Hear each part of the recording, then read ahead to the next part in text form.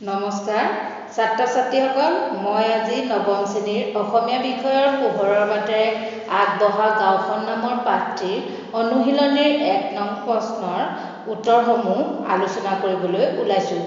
আশা কৰোঁ তোমালোকে ভালদৰে বুজি ল'বা আৰু যদি কিবা বুজাত অসুবিধা হয় তেনেহ'লে মোক মেইল যোগে জনাবা। এতিয়া ব'লা আমি অকণো সময় অপব্যয় নকৰোঁ, তেনেহ'লে আমি ভিডিঅ'টো আৰম্ভ কৰোঁ। ১ নং প্ৰশ্ন, ৰাজপুত বীৰ মহাৰাণা প্ৰতাপৰ জন্ম ক'ত হৈছিল? এতিয়া আমি এই প্ৰশ্নটিৰ উত্তৰ হিচাপে লিখিব লাগিব, ৰাজপুত বীৰ মহাৰাণা প্ৰতাপৰ জন্ম উদয়পুৰৰ পৰা ৭ কিলোমিটাৰ আঁতৰত অৱস্থিত পিপলান্তি নামৰ গাঁওখনত হৈছিল। খ নম্বৰ, পিপলান্তি গাঁওখন ক'ত অৱস্থিত?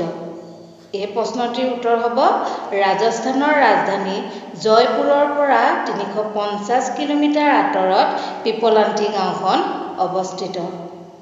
এতিয়া আহিলোঁ আমি গ নম্বৰ প্ৰশ্নলৈ, কিহৰ বাবে পিপলান্তি গাঁওখনে গ্ৰীনিছ ৱৰ্ল্ড ৰেকৰ্ডছত স্থান পাইছিল? এই প্ৰশ্নটিৰ উত্তৰ হ'ব মাৰ্বল পাথৰৰ বাবে পিপলান্তি গাঁওখনে গ্ৰীনিছ ৱৰ্ল্ড ৰেকৰ্ডছত স্থান পাইছিল। এতিয়া আহোঁ আমি ঘ নম্বৰ প্ৰশ্নটিলৈ, পৃথিৱীৰ কোনখন দেশৰ পাঠ্যক্ৰমত পিপলান্তি গাঁৱৰ সফলতাৰ কাহিনী অন্তৰ্ভুক্ত হৈছিল? এই প্ৰশ্নটিৰ উত্তৰ হ'ব ডেনমাৰ্কৰ প্ৰাথমিক শিক্ষাৰ পাঠ্যক্ৰমত পিপলান্তি গাঁৱৰ সফলতাৰ কাহিনী অন্তৰ্ভুক্ত হৈছে। ঙ নম্বৰ প্ৰশ্ন, থ্ৰী ছিষ্টাৰ নামৰ চিনেমাখন কোনে নিৰ্মাণ কৰিছিল? এই প্ৰশ্নটিৰ উত্তৰ হ'ব আৰ্জেণ্টিনাৰ এটা দলে আহি পিপলান্তি গাঁওখনক লৈ থ্ৰী ছিষ্টাৰ নামৰ চিনেমাখন নিৰ্মাণ কৰিছিল। প্ৰথম চোৱা প্ৰশ্নটো হৈছে ক্ৰেয়ন কোন আছিল? এই প্ৰশ্নটিৰ উত্তৰ হ'ব পিপলান্তি গাঁৱৰ মুখিয়াল শ্যাম সুন্দৰ পৰিয়ালৰ কন্যা সন্তান আছিল কিৰণ।